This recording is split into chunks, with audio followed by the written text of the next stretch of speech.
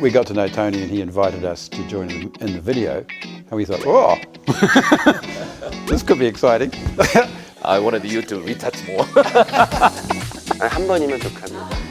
이렇게 에이스 카드들은 한 번에 이렇게 쓰고 안녕하세요, 홍석천입니다. 올 여름에 딱 맞는 음악을 갖고 찾아왔습니다. 탑 G.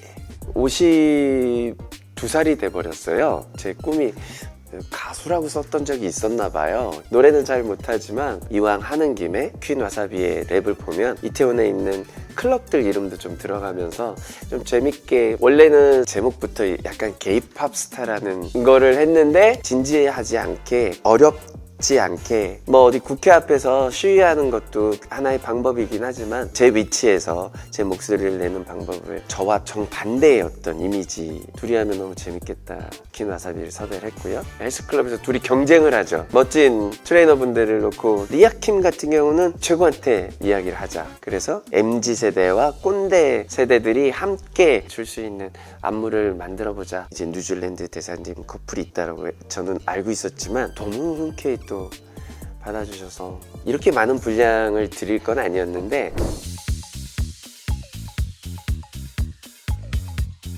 We got to know Tony and he invited us to join in the video and we thought, oh, this could be exciting.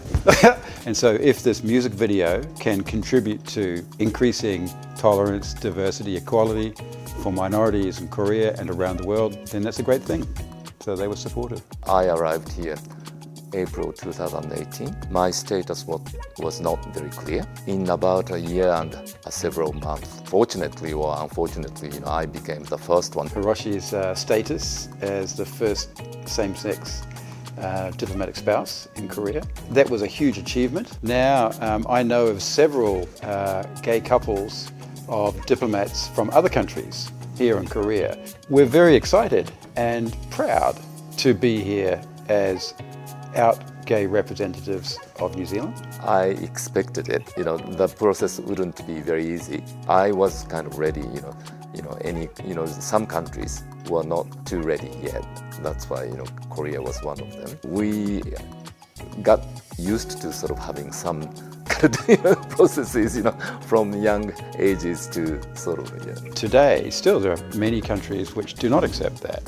No country says please don't come, but your partner will be an employee of the embassy or something. When I grew up as a young guy in Auckland, New Zealand, male homosexual acts were illegal. You could go to jail, and that was the case until I was 26 years old. So I grew up in a society where my sexual preferences, if you like, were illegal. I grew up very scared, repressed, and I worried as a young guy, could I actually live a proper life? Could I have a proper career, get a good job, get a partner, and have a family? Even when I joined Foreign Affairs to become a diplomat, it was still illegal at that time. Of course, no one was out. Everyone was hiding their identity. When I first came out to my parents, I was, 20 or 21. When I came out to my sister, I think I was 25 or something. I didn't come out to my parents. And then I think I was like 32 or 3. By meeting him and then by thinking of our future together, yes, then I decided to introduce him to my parents. That was 1995, I think. 1993, we passed anti-discrimination legislation. And then in 2005, finally it became possible to have civil union partnerships between same-sex couples. And it wasn't until 2013 same-sex marriage became possible. It's a long time, right, between these successes. And I know how difficult it was. We met in Japan, in Tokyo in 1994. So I moved back to New Zealand in 1995. Happily, Hiroshi decided to come to New Zealand.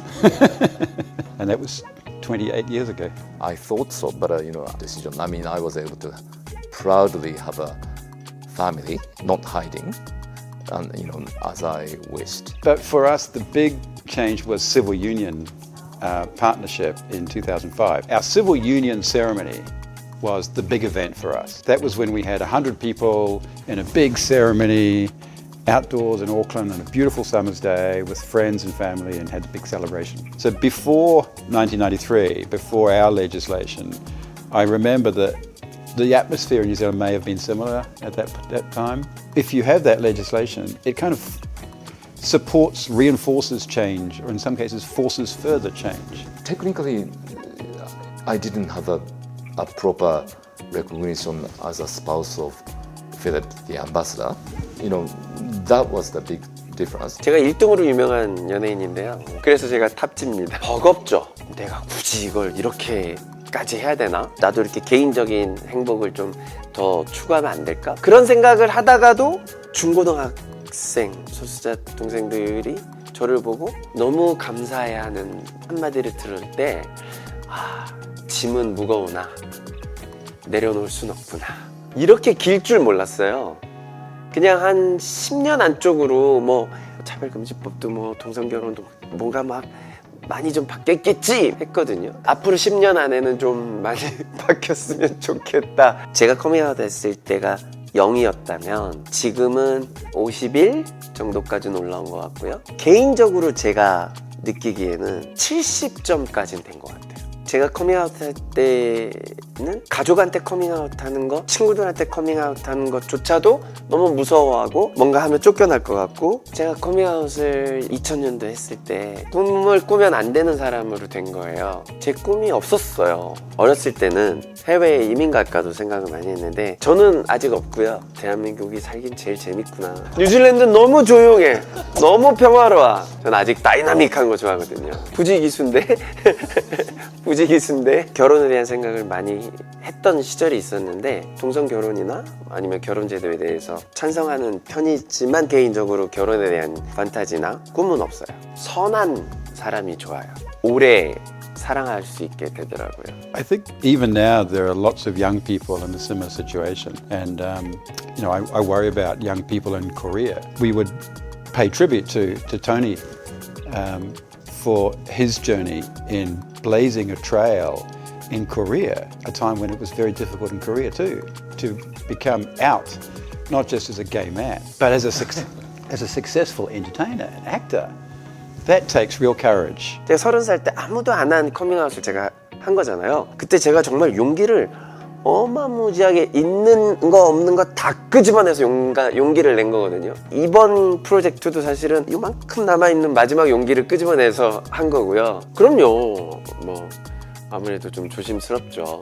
제가 받는 비난들이 다른 제 동료 아티스트한테까지 가지 않았으면 좋겠다라는 생각이 들어서 조심스러운 게 있어요. 누구한테 부탁은 잘 못해요. 우리 이후의 다음 세대들이 좀 자유로운 분위기에서 훨씬 더 편안한 분위기에서 도전할 수 있게 저희들이 또 한번 희생을 해야 되는 거죠. 그런 세상이 빨리 왔으면 좋겠어요. 선구자는 너무 외로워. 약간 불의를 보면 못 참는 성격이 있어요. 그래서 커밍아웃을 해서 했을 수도 있지만, 왜 이게? 왜 이렇게 욕을 먹고 핍박을 당해야 되는지에 대해서 왜가 해결이 돼야 돼요. 왜가 답을 꼭 듣기 위해서 앞으로도 최선을 다해서 스스로 담금질을 해가면서 하도록 하겠습니다.